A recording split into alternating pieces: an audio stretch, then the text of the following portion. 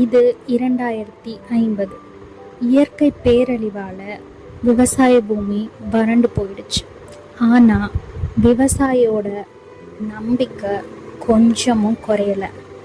இந்த குட்டி ட்ரோன்ஸ் மண்ணுக்கு உயிர் கொடுக்கும் மெஷினுக்கு சொல்கிற வேலையை தான் செய்ய தெரியும். விவசாயிக்கு தான் பூமி மேலே பாசம் வரும். நம்ம பாரம்பரியங்களை பாதுகாக்க தான் இந்த டெக்னாலஜி வெறும் கருவி தான், விவசாயி தான் உயிர். ஏஐ டெக்னாலஜிஸால் ஆல்ரெடி வந்த பிரச்சனைகளுக்கு தான் தீர்வு காண முடியும். ஆனால் இந்த மாதிரியான இயற்கை பேரழிவுகளால் வர்ற புது பிரச்சனைகளுக்கு விவசாயால் மட்டும்தான் தீர்வு காண முடியும்.